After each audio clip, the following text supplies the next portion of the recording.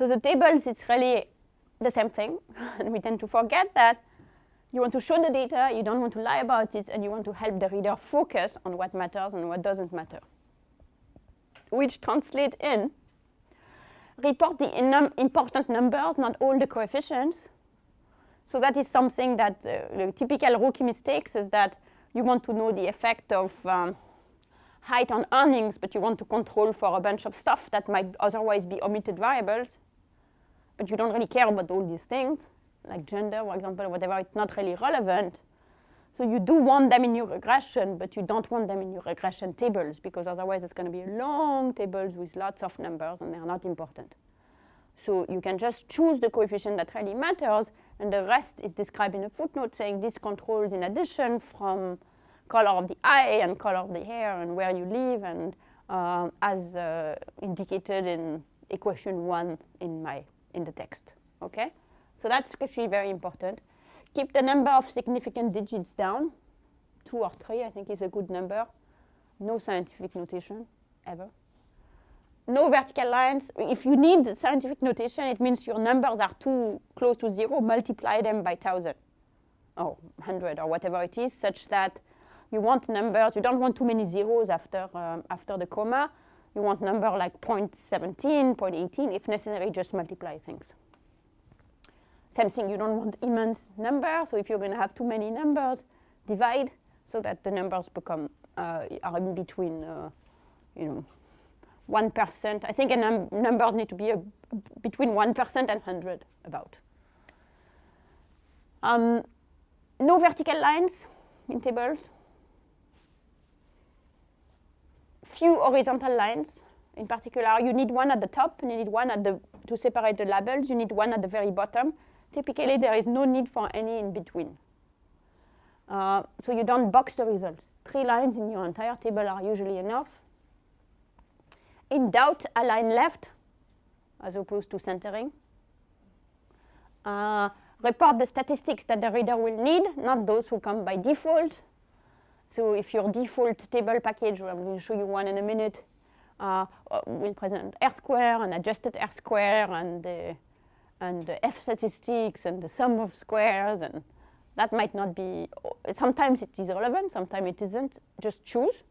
In particular, a good question to ask yourself, do you need the R-square of the regression? Sometimes you do, sometimes you don't. It really depends what's the story you want to tell. Are there other important tests to report? For example, if you have 2 x variable, an x1 and an x2, and you want to compare them, that's the objective. You run this regression, you have x1 and x2, then you should report in the table a test of the hypothesis that they are equal. Or if you want to test that their sum is 1, then you should report the test that their sum is 1. And on the other hand, I don't need the R-square of the whole regression. So your statistics should have, it should be in your table what is important for your story. And often you might need to report the mean in the control group, or the mean in one of the subgroup, or the mean in the sample, even if you had a summary statistics. Simply because in a lot of cases, your reader is going to try and compare your coefficient to the mean to know what percentage increase are we talking about. So sometimes you don't, because you've already standardized your mean, and it's therefore the mean is 0 in the control group, so you don't need to report a bunch of 0. But sometimes you do. And then at the bottom of the table, you might need to give some explanations for what else is included that you don't show. For example, you would have this table include region dummy, yes or no. So that, or this table includes demographic control, yes or no. So that's very helpful because it reminds people of what the specification for each column. Now, what you don't want is, if you see that all of the things are yes, then it's a sign that it should not be a bunch of yes. It should be a caption saying all of the specification report region specific. So think about the exact same principle. Maximize the data inc, minimize the non-data inc, maximize relevant information, minimize the irrelevant information. Okay?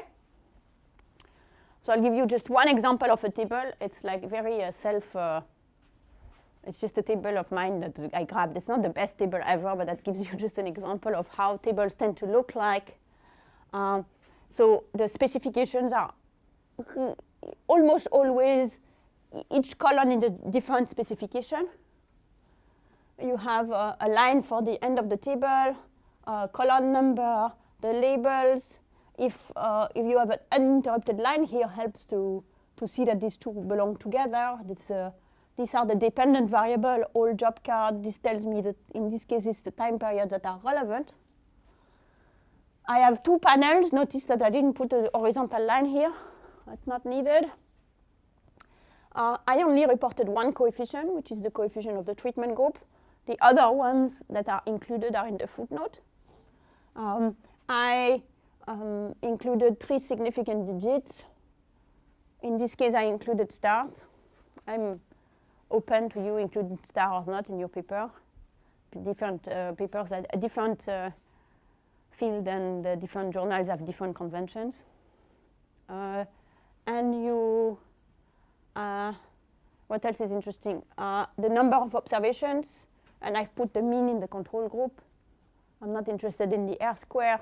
Really what I want to see here is not if I have explained a significant fraction of the information. What I want to explain is if there is a treatment group, a treatment effect. And so the story I want to tell here is that in the intervention period, I have significant effect on the match rate between people in a database who have supposedly worked for the program and the census. So 60% of people who are in a database of people who have worked for the program don't exist.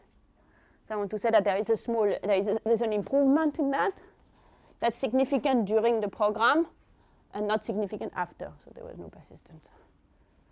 So that's an example of a table that presents a lot of relevant information without being too busy. And then there is a long footnote that explains. So in principle, you can read the table. If we did a good job, you could read the table if you had read the introduction and roughly know what the thing is about. So roughly, you will want your table to look like that.